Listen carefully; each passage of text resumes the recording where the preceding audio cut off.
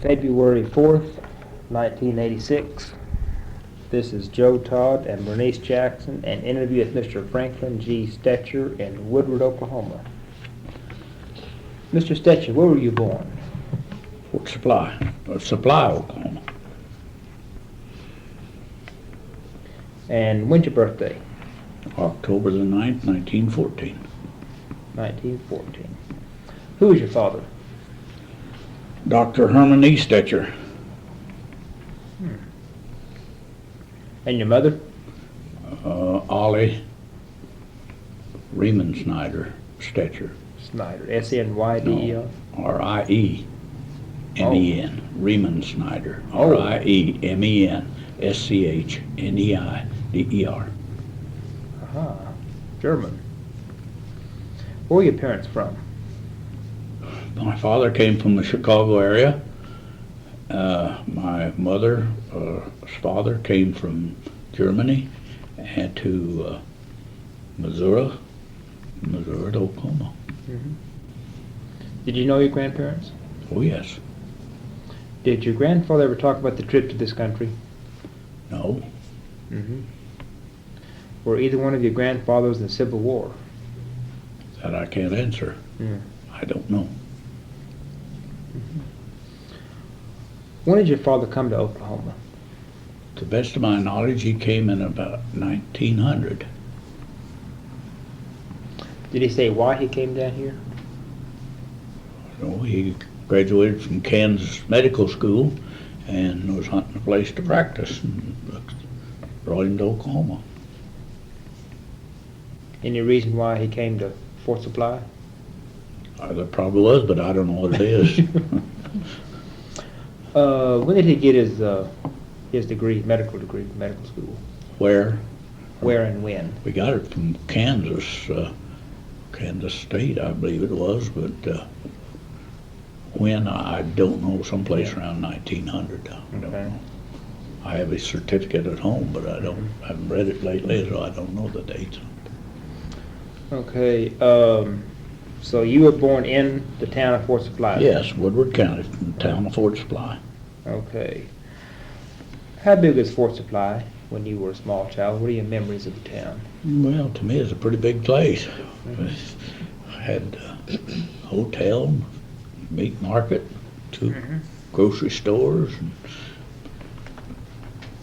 lumber yard, and, livery stable, bank, printing office. Who ran the main business? Like, who was a banker and? Well, the bankers were the Zerbys, and Millions, or that ran the bank at Fort Supply. And Davis ran the drugstore. The Burgesses ran the meat market. And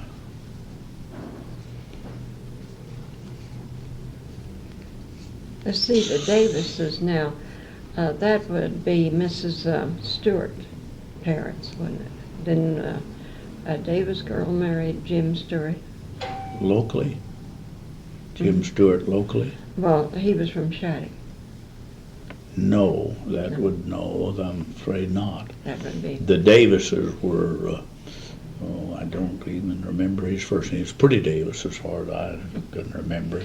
And he had a daughter, and they lived down in El Paso, or just out of El Paso, and to my knowledge, she never was married. Mm-hmm.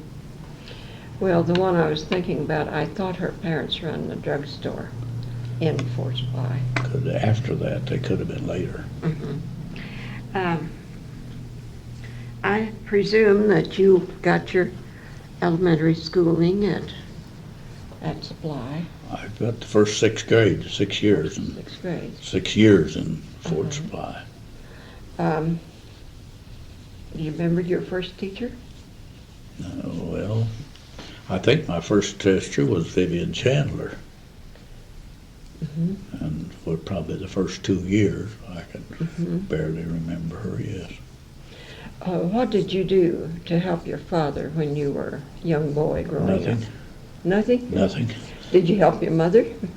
Well, I remember being around the house, but as far as doing anything, You didn't carry in the wood, or? I suppose I did, but I don't remember it. Uh-huh. We had, at one time, we had a pig and some chickens, and I helped care for those. Uh-huh. But as far as helping my father, I don't remember any part of He that. doctored, he was a doctor. He was a then. doctor, medical doctor, yeah. Mhm. And he probably made house calls. Oh, that's the only place he had to make them. Sometimes I think it'd be nice if we had doctors more that of would them. make house calls Right, today. Do you remember any of the special things that your father may have told you about some of his trips? And he No, I weathered really all don't. kinds I of weather, really- I'm sure. I really don't. His friends have told me more than anybody else. He Yeah. he never told me any. He never talked about it. No, never talked about Do you that. remember any of the outstanding things that your friends told you about him? Oh, different ones about him setting a broken leg in their home, delivering babies to who's in the families, and about him. I do know that he had an extra team of horses in north of Fort Supply, and I had an extra team of horses south of Fort Supply, and he'd drive so far, and they'd put him to bed, hitch up another team, wake him up and send him on. Mm-hmm. And that How was- far out would he go?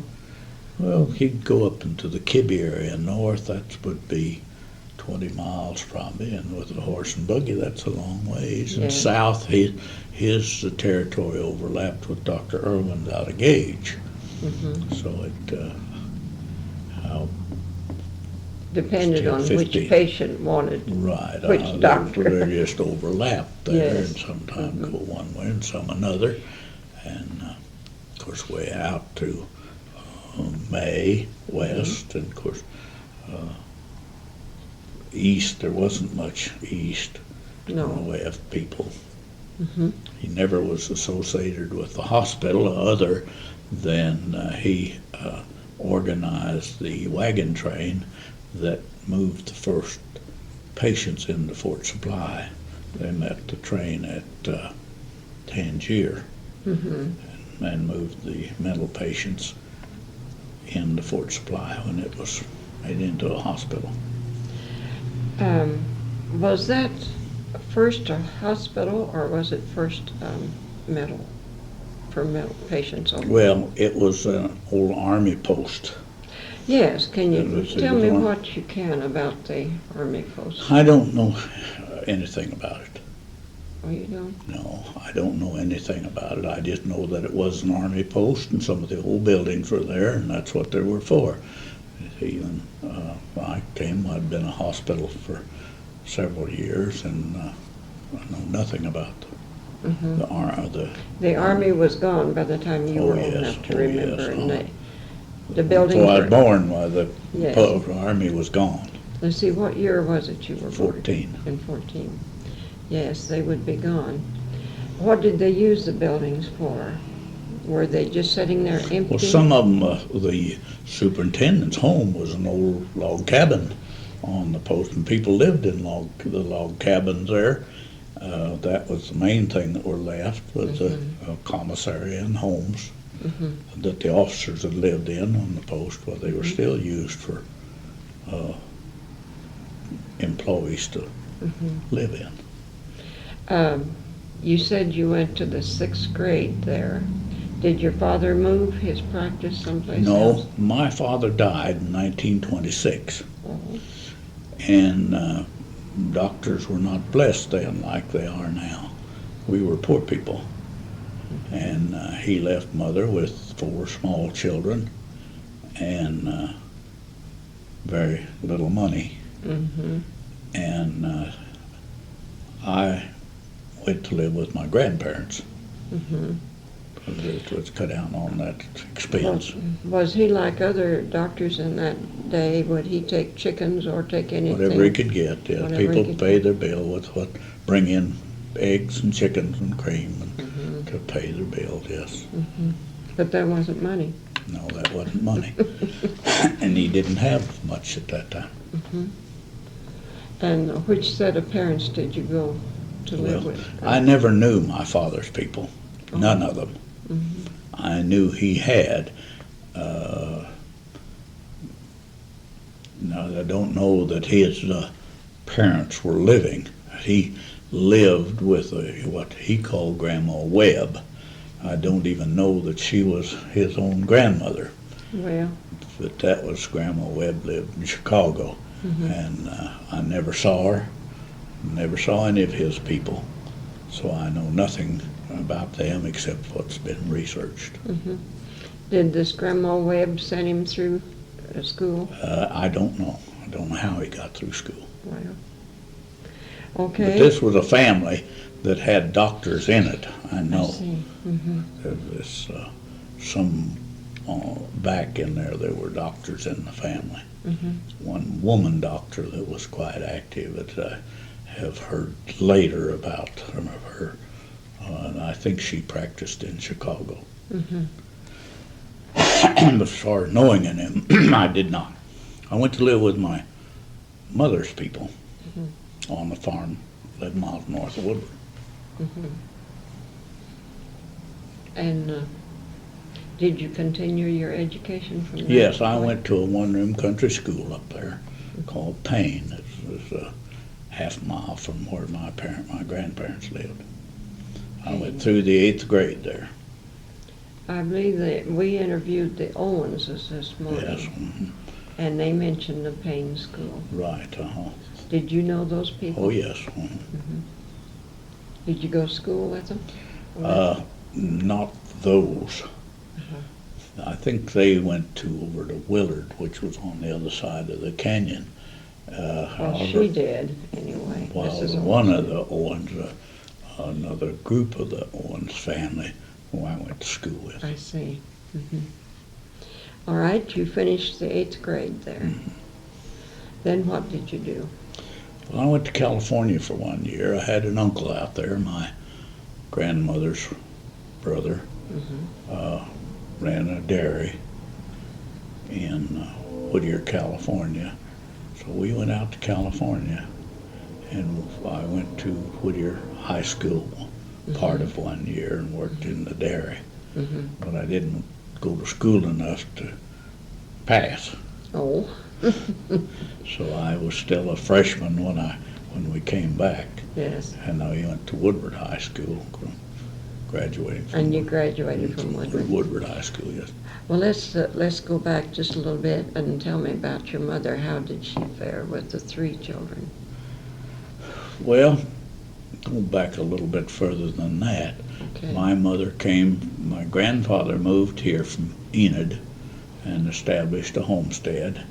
And then my mother came from Missouri to Woodward by train. And I don't know exactly when that was, in 2 or 3, someplace in there.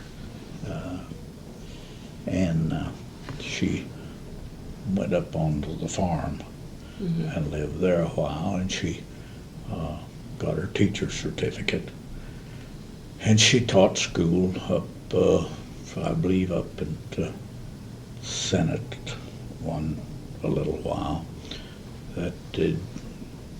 And then she came to Woodward and she taught school in the old normal school, which was on North 8th Street.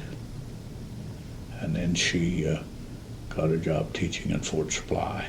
And there's where she and my father met and were married. Of course, they established a home in Fort Supply. He went to the Army from there and came back and was the town doctor. And in December of 1926, he suffered a stroke and lasted only 3 days and died.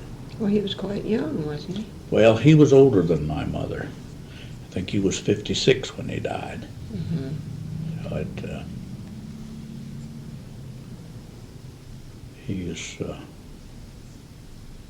he was the town doctor, and of course at those times, why, town doctors had a rather prestigious place, because even though they didn't have any money, why, they were looked on with great respect. Yes.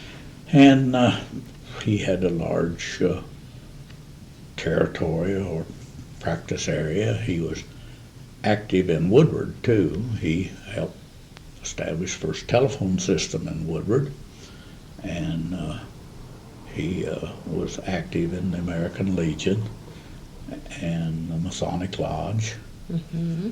and what you would call today a very civic-minded person. Mm-hmm. I think that he established the first American Legion auxiliary, and it was up at Selman. Now, just what year that was, I don't know. One of my earlier recollections was that he never missed a Legion convention. Legion was quite active, and one time I got to go with him. He took me to Pawhuska, and of course to go there in an old Model T Ford over no paved roads, and was quite a trip for me because I'd never been any place. And when we got into town, why, he went to the headquarters and got us a room and took me by the room, and we looked it all over and got our clothes in there, and then he took me to the police station. Now, he said, these are your friends, and this is your headquarters, and I'll pick you up here at 9 o'clock tonight. And he left. So I spent my time around the police station, and I'm sure in that vicinity. And, Was he in World War I? He was World War I, yes. Can you tell me anything that he might have told you about World War No, I? I know nothing You don't about. know where he? Well, he was in El Paso, Mm-hmm. down on the border. That I know, and he was a lieutenant, and Was he a doctor in there? he was a doctor, yes. And I can remember him getting out and coming back home. Yes. The night that he came in off of the train, the big celebration, all the people was at the house when he came home. Other than that, I don't remember much about it. Mm-hmm. Did he ever go overseas? No, never went overseas. He was at El Paso all He this was at time. El Paso, yes. Did he speak anything about, now, we interviewed one man, a Mr. Norman, that served down there, and he told us about the influenza epidemic and how the boys died from it. Mm-hmm. Did he ever tell you anything about Not me, no. I never had any conversations that I remember about with my father and about that. Well, how long was he in the service? Do you remember? That I don't know. You don't- I don't know. Well, I don't know when he went in or when he got out. all right, let's go back to your meeting down there at the auxiliary. While he was gone, what did you do to his meeting? Pawhuska? Oh, I don't even remember. That's You don't all I can remember remember what you about did. it. That's all I can remember about it. You didn't go out on the town? I don't know. I was just a little kid. Uh-huh. He was too small to get out. Too small to go very far from headquarters, I'll Yeah. tell you. Okay. And Maybe the reason I remember that so well, I remember the mountains. I'd never been in the hills before. yes. And the hills around Pawhuska, town that was built on the up and down streets, and that was fascinating to me. On the way back, why, we had a wreck come up on a country road up someplace up north between here and Freedom, and I can remember that. We hit a How culvert did you travel? by Model T Ford. Model T Ford. You didn't go very fast. No, But in those days, it seemed like you yeah, were going probably fast. did. Mhm. Was anybody hurt in this? Oh, no, just blew out a tire probably. Hit a bridge abutment or something at the edge of a bridge. Wouldn't be much of a wreck today. Well, do you remember the influenza No, epidemic I in don't remember. 1918, 19? No, I don't remember that at all. How did the Depression affect your family? Well, Not only the Depression, but in 1929 when we had that great. I was living with my grandparents at that time. Mhm. Lived on a farm, and I guess maybe we were more fortunate than some. We had all we could eat, Mhm. and I had a team of mules to take some eggs to town, eggs and cream to town, and get some flour and sugar and stuff that we needed. So really the 29 Depression didn't mean much to me. Mhm. As I look back on now, I realize that when I was a child, right after my father died, we must have been dreadfully poor. Mhm. The way we ate and the way we lived Mhm. and what we had. Mhm. We had plenty to eat, but meat was to season the gravy, and the gravy was to put on cornbread and biscuits. Yes. So that I know we didn't have much. Chicken was to make dumplings and noodles out of. Mhm. Not But you didn't go hungry. You didn't had go faith. hungry, no, but we didn't live on steak and Mhm. stuff like that. And do you remember the dust storm days Yes, I can remember the dust storm days. in the 19 and 30s? Were you married at that time? Oh, no, No. no. See, how old would you be at that time? Oh, in 30, I would have been, I'm born in 14, so I would be 6, 7 years old. No, you'd be. Oh, I'd be 16 or 17, yeah. 17, Yeah. Yes. When the real bad dust storm, the one the Sunday that it came in, so I was here in Woodward, Mhm. and of course I remember it coming, didn't know what it was Mhm. until it hit, and of What course, were you doing when it hit? I don't know. I don't know. Probably not much of anything. Mhm. And the spells afterwards when everything was covered with the gray dirt and you couldn't hardly breathe. And You were living in Woodward? I was living in Woodward at that Mhm. time, yes. See, had you graduated from high school by that time? No, I hadn't graduated from high school. Mhm. You see, the years of my 6th year in school, I didn't graduate. The 6th grade, I took it twice. And in high school, I dropped without a year for Mhm. the freshman year. So no, I didn't graduate from high school until 35. Mhm. I was supposed to have graduated in 34, but I had to go to work, and part of my job was to work of an afternoon. So I dropped out of school in Mhm. 34 so I could hold my job. What And kind of job were you It was doing? in a funeral home. Oh. In 1934, I started working for Callaway Funeral Home here in Woodward. Oh. And so I didn't graduate from high school. I had to go back in 35. I took 4 hours of college and got my high school and graduated. Mhm. So, but I worked in a funeral home.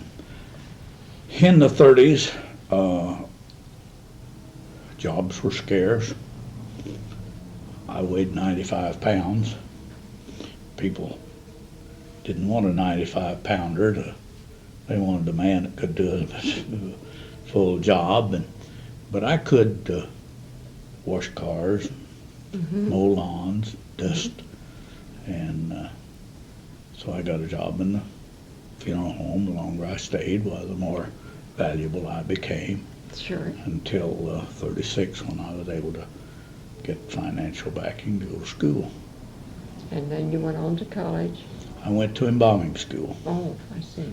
I went to embalming school in 1936, and it required 6 months schooling then. Mhm. And 37 I got out of school and I took the state board in Oklahoma and Texas and Colorado.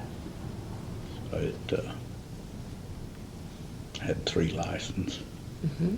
And I got a job down in Ada, working in the funeral home in Ada. And a year later I went to Durant, was there for till the war in 42, and spent almost 4 years in the service. And came out in 46 and moved back to Woodward in 46.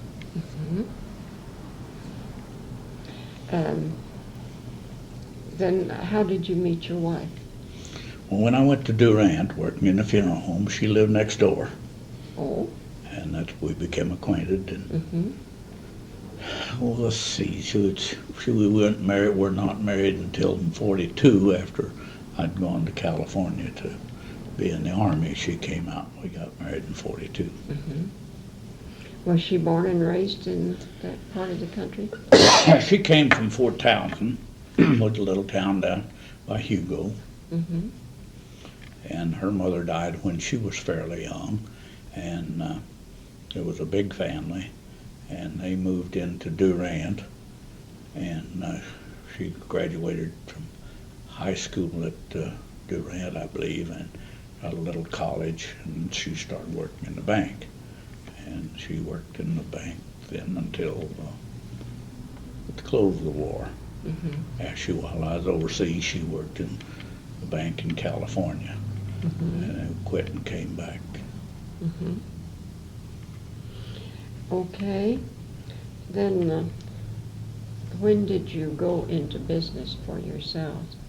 Well, in 1946, I came back to Durant. I was working there before the war, and of course they had to give your job back, and so I took it and was only there a couple of months until the man here in Woodward, who I had taken my apprenticeship under and worked for some time, said he wasn't well and asked me to come back and Was that help him. Mr. Callaway? No, that was Mr. Armstrong. Oh.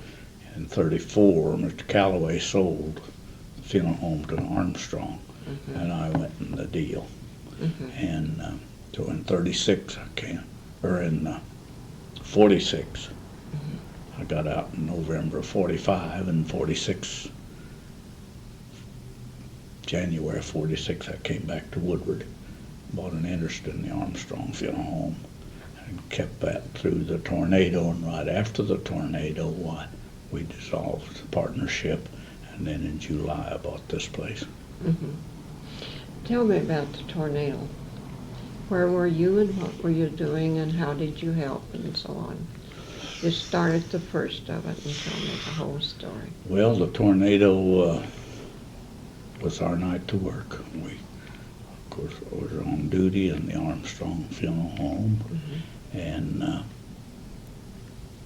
weather, the sky had a peculiar color to it all afternoon and that evening, and we were in the office in the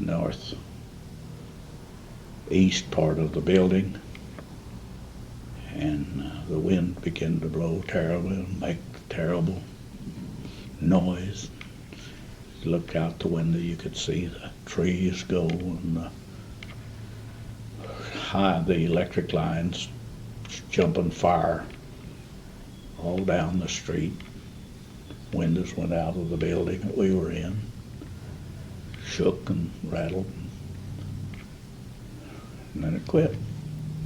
And almost immediately following that, someone come beating on the door. Car turned over here and some people hurt, wants you to take them to the hospital. Well, I went to get the car out of the garage and I couldn't get the doors open for a while. They were blown the wrong way and there's a tree in front. But I finally got the ambulance out and just went around the building out of the storm's main path to this car that had been, I thought, wrecked. I thought they'd turned the corner too fast and turned over. Found out later that wasn't true, but I thought that's what had happened, and I don't even remember how many, 1 or 2, maybe 3 out of there, and took them in the ambulance and drove out away from the storm area to the old hospital. And See, what street was the old hospital on? on 4th Street. Yes. That building is still Still standing? there, yes, on 1500 block on 4th Street. Yes, I can remember it. And I said, there may be more because I don't know what happened down there. Well, by the time I got back, I went back to the funeral. Before I got there, I hear somebody stopped me. We need an ambulance over here. And I took in another one or two patients and still didn't realize what had happened. I had no way of knowing what had happened. But The Card. buildings weren't destroyed around where you were well, at to it? some, but not to the extent that it had other places. See, Yes. they were damaged, but it hadn't got into the heavy damage. See? Yes. So it wasn't that it didn't look like there would be deaths in the area that I'd seen up to then. There was damage, but trees down and buildings was kind of blown around, but I didn't suspect that they would be fatalities there. But then a little while later, as I tried to drive over into the area where they needed help, but just a little bit till the time he'd come as an embalmer to help. And he worked all night as an embalmer. And one of the unique things was later we got another car ready and we'd go to the hospital and they say, well, would you please remove these bodies? They're in our way. We don't have the room. We need the space. And so we brought them in, but most of the bodies were brought in by private conveyance, that people brought them in their cars and the pickups, and so many of them were children. But he asked me, he said, do you know so-and-so here in Woodward? And I said, yes. I said, that's his boy right there. And he said, I'll take care of him next. And it comes down to really a personal thing, because I had picked up his boy at the home a little bit earlier. And but later in the evening, as ambulance worked by, the hospital was full. It didn't take anybody there. They'd say, we need an ambulance. You'd go to the house and they'd have them in bed. They wasn't bleeding profusely. Maybe they were broken bones, but they weren't in danger of bleeding to death. And I said, you're better off here than any place I can take you, because there isn't room to put you in the hospital. Now, when things get better, why then we can come and move you to the hospital or someplace else. But you're not going to bleed to death, and you're warm and fairly dry. So you better stay here than go someplace else. But that's by the next morning, after we'd worked all night, we had 88 bodies in the house, and only about 10 of them were cared for. So it was almost a hopeless situation. Everybody had worked all night, and no lights, no water, no gas. And so we were pretty well down until help came. We interviewed a man this morning that told us that they were so thick you just had to stack them up. I don't think that they were stacked up, but there wasn't room to walk. There wasn't room to work because they were laying so thick. When you said help arrived, what kind of help? Of course, you know that during the tornado, telephones were on strike, and lines were down, and we couldn't call anybody for help. So the next morning, when it got daylight and we saw where we were, the Highway Patrol radioed headquarters in Oklahoma City and sent word out to the west half of Oklahoma that they needed embalmers. They needed old-fashioned equipment, not electrically operated equipment or gas operated, because we didn't have any. Well, it hadn't been too long since the old-timers had been going into homes with their equipment and taking care of bodies in the home. So old-timers dug them out dug out their home equipment, and they moved in and set up shop. And When you say home equipment, what? well, before funeral homes, embalming was all done in the home. So you carried the equipment in. You carried in a table to operate on. You carried in your instruments to use, your pressure injection machines. We moved those. We had in kits, and that's what they did here. They brought their kits in and did the embalming by 4 o'clock in the afternoon. The embalming was all done. Were the Masons over here helping you? I think they had problems of their own at Shattuck, see, so I don't think they were. I don't know who was here. There were so many people.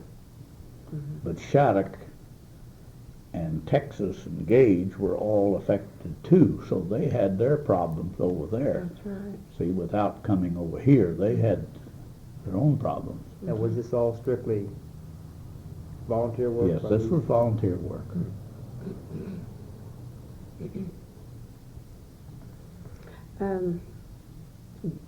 To go back to the hospital, could you have time, or did you help any after you got sort of your place of business taken care of? Did you go to the hospitals then and help? No, the only thing I did in the hospital was take in patients and take them out. I moved ambulance patients from they used the local hospital as a clearing station, like they would in the Army. They bring them in and evaluate them. This one has to have something immediately. So they'd look out the front door, and there was an ambulance that said, you take this patient to Oklahoma City, or you take this one to Enid. And this next one, they've got a broken leg, or a broken arm, needs x-raying and set, so they'd bind it up and take them to the Baker Hotel, put them to bed. And the Baker Hotel, wasn't it damaged? Yes, it was damaged, but the beds were usable, and they put many, many patients there, 2 to a bed. And the next morning, they had this train that came, a 2-car train came, I don't know where from, but took patients to Alva to x-ray. They had no electricity here, so they had to take them to x-ray. There was a big C-47 flew in, and they moved a lot of the more critical patients to Oklahoma City, the ones that wasn't ambulanced down during the night. They took in that C-47, and actually by noon or 2 o'clock the next day, there wasn't any. The hospital didn't have hardly anyone in it. Oh, is that right? They were all been evacuated. Well, now, these people that brought to you, if you didn't know them, how would their family? Well, of course, they were all cared for by 4 o'clock in the afternoon. The chapel chairs they had chairs in there, and they were all removed. And we had at the funeral home, we had about a 8-foot fence, picket fence. So they took that fence down in sections and put some baby caskets down on the floor, put this picket fence down, covered them with sheets, and they laid these bodies on there. Now, there was a great deal of dirt and debris connected with the tornado. Very little water. So we went to the department store and we bought long white underwear and white socks. And underwear was put on those bodies because we couldn't clean them up. They were covered up. And they were laid there. The face and hands were cleaned to where for identification purpose. And when those bodies were identified, there was a tag put on them and moved out. And as people made arrangements to what they wanted to do, they were dressed, put in the casket, and the caskets moved in. So as one got smaller, the other got larger, until we got down to where there were only about 3 left. And those were unidentified. And nobody knows yet who they were. They No. have no idea. One girl, approximately 12 years old, guessed to be 12, fairly long blonde hair, nails apparently had been chewed right into the quick. And we had every teacher in town, in the area, come in with their roster.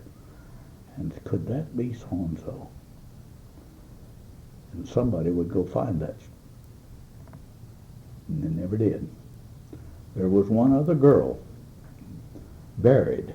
The family claimed her and buried her, that they thought later might have been mistaken. But then that family came back and said, no, our daughter didn't chew her fingernails. See? Said that couldn't be her, because this girl just doesn't have any nails, and our girl didn't do that. So that leaves that question.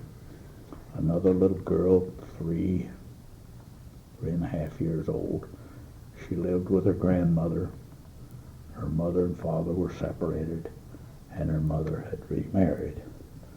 So the name of her grandmother, her mother, and her father went round and round on that little girl, which was 3 different names.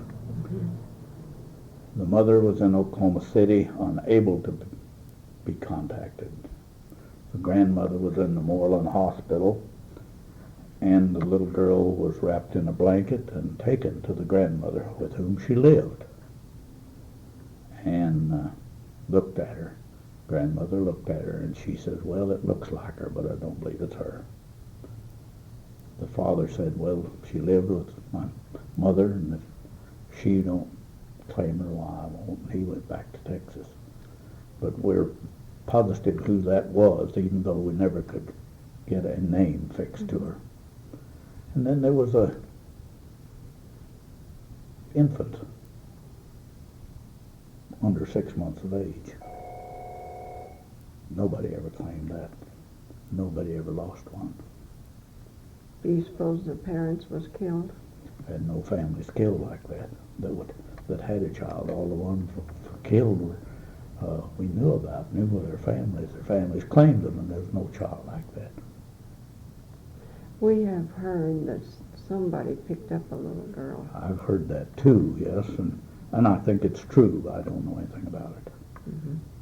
The 3 that were unidentified, I've heard the story that maybe they were brought in by the tornado from somewhere else. Well, nobody's ever had any Yeah, short. Somebody ought to be short a 12-year-old girl. that's true. There was no complete families wiped out that had a 12-year-old girl any place in this area. What about when it first hit in Texas or all that? Not down the line, there was nobody. It's just complete. I just don't figure it out. I don't know. They were all given burials in local cemetery. And how was the grave marked? Unknown? Their art is unknown. Yes, there's 1 stone for 3 of them, I believe. Well, what about the telephone girls? Did they finally go back to work? Yes, they did. I don't know much about that. But that time the lines were all down, so I was busy with my own problems then. I don't know. I'm sure there's a different story about that. A lot of people who was interested in that or knew about it, well, I'm sure. But I don't know. Can you think of anything more about the tornado before we go on? Oh. No, I think not. You covered it. pretty well. Now, you were in business over here at this building. Armstrong is Armstrong. where it was. And you continued under the name of Armstrong? Yes. Or did you? I was, within 2 weeks after the tornado, I was out. Oh, you were out of that building? I was no longer associated with it. Oh, I see. I had put 4 years in the Army, 2 years in the islands as frontline grave registration. And then I'd just gotten out and had this tornado, and I'd had about all of the This business. disaster stuff that I could take. Yes, I can understand. And I had a bad experience with a partner, and I no longer wanted to be associated with the funeral business. What did you do then? Well, I sold my interest back to the man who I'd bought it from, and was hunting a place to go, completely out of the funeral business. I had some friends who were in the picture show business, and that was pretty good at that time. And my wife had worked all during the service, and we had saved a little money, and we had a little bit of money.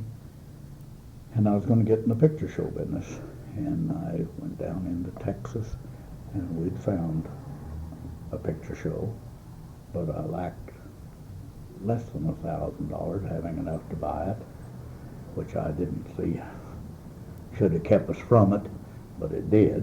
And I came back here to get the money because I knew I could. I had connections here, and we came back to town to get the money. And a friend of ours said that the man who owned this place wanted to see us, and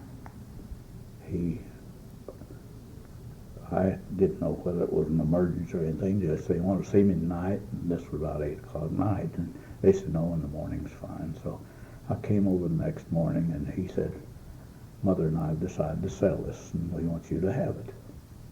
And I didn't want it, but he sold it to us. Now, is that the one that's in operation now? That is where they're having their arts and No, the plays? no. This was, Where was you're this? talking about a theater. Yes. No, the theater that I was interested in was down in Texas, Oh, yes, down that's by right. Dallas. That's right. But then we got this place in July of '47, and we've been here ever since. How long were you in the picture business? So I never did get in. Oh, you never did get No, I in? came back to get the money, and they sold me this place. Oh, they sold you this place Sold me here? this place here. And you went back in the mortuary business? I didn't want to. I tried to keep out of it, but they just sold it to us. You talk about the Army experience. He was mortuary down at El Paso, was that him? My father was. Your father was. But in your experience in the Army? Okay. I was at Durant. I was drafted. At the time that I was drafted, I would only have been in the service about 4 months, and then I would have been turned out on age.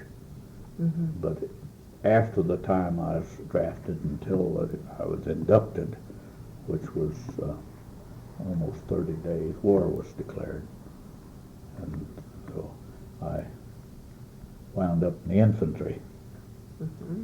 And I went in on the 9th day of January. Of what year? 42. I was sent to California to a training center, Camp Roberts, and completion of training, basic training. They held me in there as a cadre or instructor, and I stayed there until my wife came out in June. We were married, and I stayed there until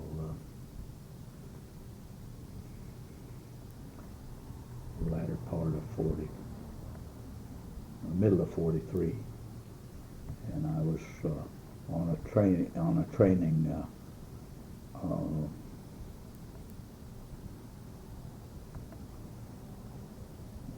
what you call it now, an infiltration course. It's a course where you train soldiers for combat, and I was hurt on that, and the hospital, and they replaced me on that when I came out, where they shipped me overseas. I went overseas as a expert machine gunner and mortarman, platoon sergeant, and sent me to the Philippines, or to New Guinea. And life expectancy of a machine gunner in the islands wasn't very great. And when I joined my outfit, why, they'd been up on the Drenamore River, and they'd had 3 men killed, and they hadn't recovered their bodies, and the division was causing them a great deal of grief. So they just said, that's your job. In the islands, it doesn't take long for a body to become very disagreeable to handle. The troops wouldn't help them. And the only threat they had over them was, we'll send you to the front or court-martial you. And they were already at the front, so that didn't hold up. And the court-martial them, they had to take them to the back, and that was about as good as they had, so that they had to find somebody who would do it voluntarily. So that became my job. And I went with the 32nd Division from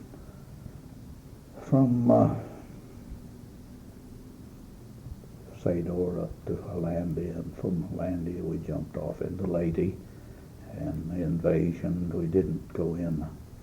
We went in administratively, but 24 hours we were committed to relieve the 25th Division. We put 55 days up front in Leyte, and the plan that we'd drawn up to evacuate the dead wouldn't work, because we couldn't even evacuate the wounded. So the captain said, what are we going to do? And I said, well, you're going to tell me to go over there and build a cemetery. We'll give them to them on paper, which we did. I built 2 cemeteries in Leyte, on Leyte. Both were later designated as national cemeteries, but they were not long because they were closed and moved into Manila. I never lost a body on those 55 days. And then we went to Luzon, and up in the mountains, and still recovered the dead and evacuated them there. And that was my job. I buried a colonel who was killed in action up there. Many more. How would you mark these graves so that you would Well, know of course, that- we had nothing. We had what we carried in on our back. Mhm. And the pretty rugged terrain, and we had trouble even finding a place flat enough to build a cemetery.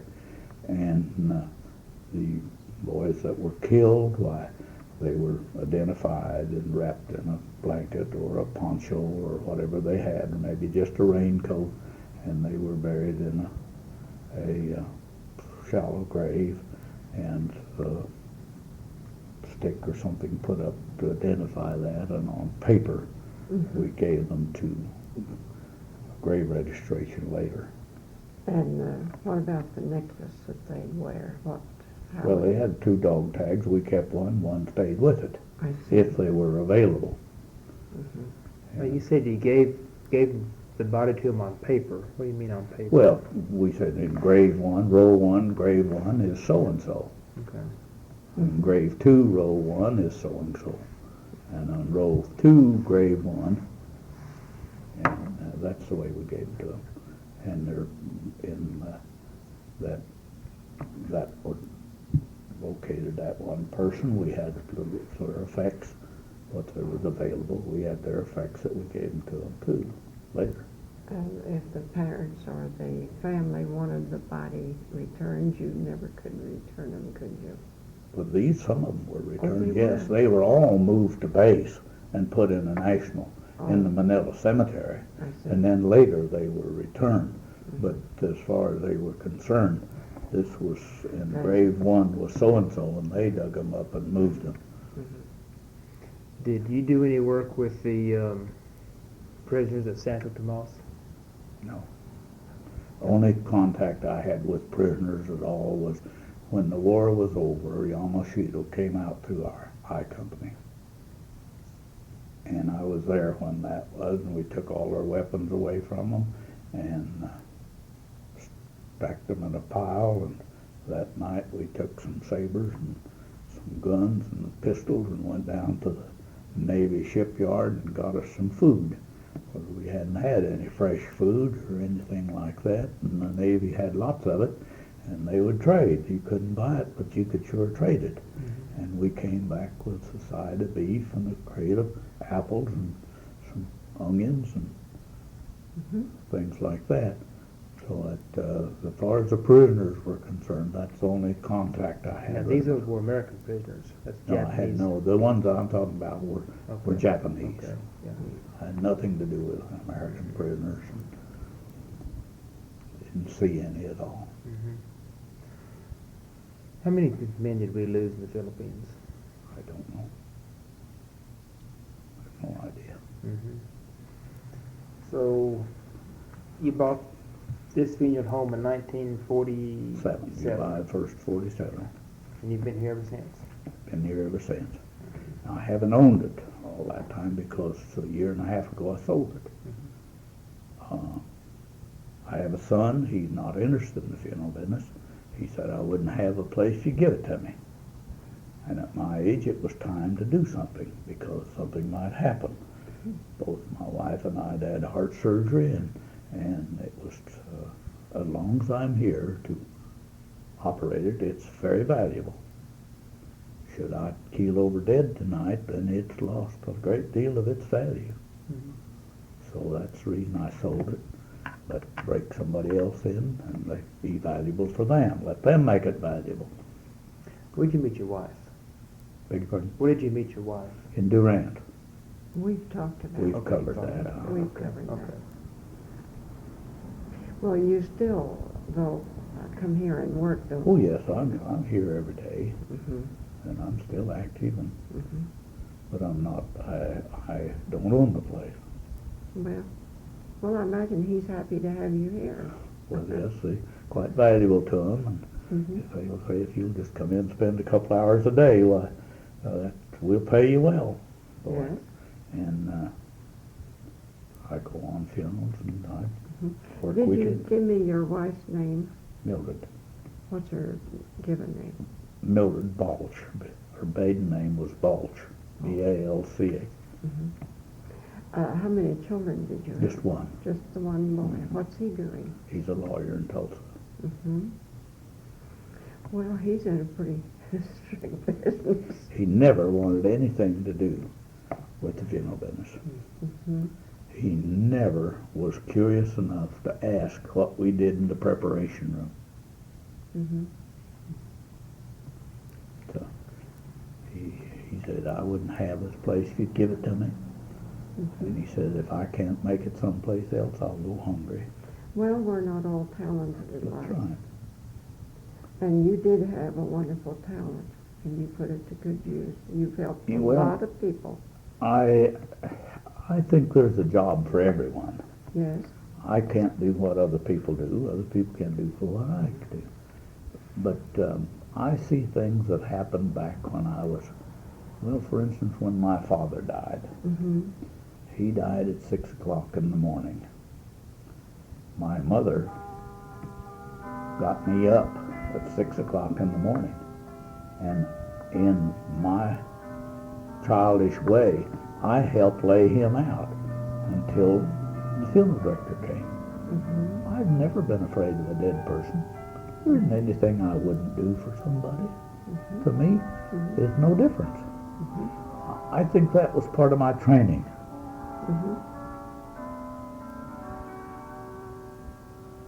And when did you return back? I think you've told me, but I forgot, from the Army. I got out of the Army in November the 19th of 45.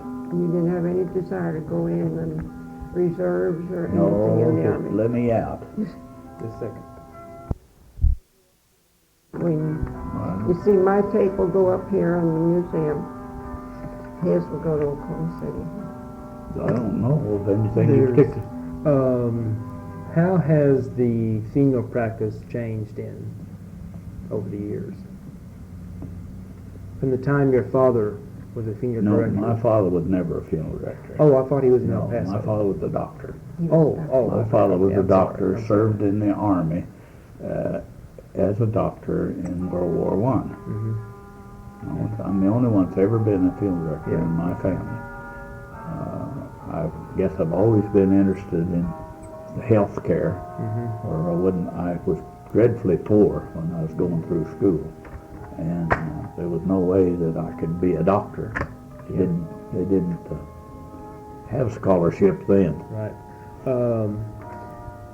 Did your father ever talk about what he did in the war? No, I don't remember ever having any conversations with my father. I don't remember any of them. How have the funeral practice changed since you've been in it? Well, really, it hasn't changed very much. Mhm. The method of doing it has changed. But as far as that goes, it hasn't changed very much since biblical days. If you study the Bible, they put the body on the bier, they carried it to the place of burial. The grieving mother and the multitude of friends followed. We do the same thing today. We have wheels now. We have motorized stuff. Instead of carrying it on our shoulders, we carry it in motor vehicles and the family ride, but we do the same thing. Well, they had herbs, didn't they? And I said, if I ever get out of here and there's anything I want to eat, if I've got the money, I'm going to have it. I don't care what it is or what it costs. What's an Australian steam kitchen? Well, they came from Australia. They were an Australian thing. And you take a batch of potatoes, big kettle, deep. They'd stick a rod down in there and pump steam into it. And that's the way they cook things. It has about as much taste as a bunch of feathers. In fact, in stew, the Australian steam kitchen, why, it usually came a lot of goat meat. And that's not the best for a beef man. And powdered eggs, and powdered potatoes, and beef stew. Are you taking that now? Is not the best of eating. And I just swore then, if I ever get out of here and there's anything I want to eat, I don't care what it costs. If it's available, I'm going to have it. And I've practiced that for a long time. The best thing I think I ever had to eat in my life, the thing that I enjoyed the very most, was when the war was just about over and we traded some Japanese weapon for a case of onions. Half of them were rotten, but we brought them in and set them down in the area and we ate them like apples. That was the best thing I ever tasted. Mm-hmm. That was there on. That was in the Philippines. That was on the Big Island. Yeah. Luzon. We didn't get anything on the little island. We Yeah. couldn't find. Wonder why the Navy had all the good food the Army didn't. Well, I don't know. How do you spell your last name? I'm spelling it two different ways. Stecher. That one's right. Ready? Mhm. When I went overseas, I left from Los Angeles on a small banana boat converted into a troop ship, and it was full. And we spent 31 days on it.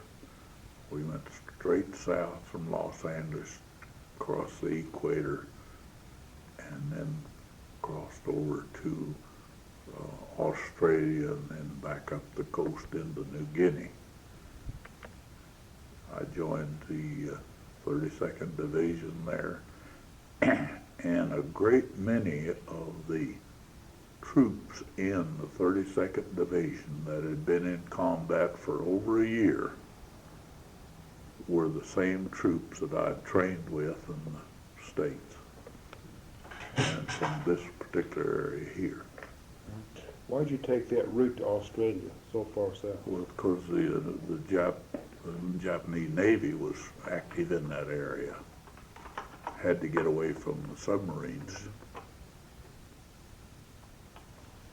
How long after the Battle of Coral Sea did you go over? I'm not a historian, so I don't Yeah. know. I don't have any And idea. that's when we stopped the Japanese advance on Australia. I don't know whether it was before or after. I just don't know. I'm not a historian. Okay. All of this was against my will, and I didn't keep very good track of it.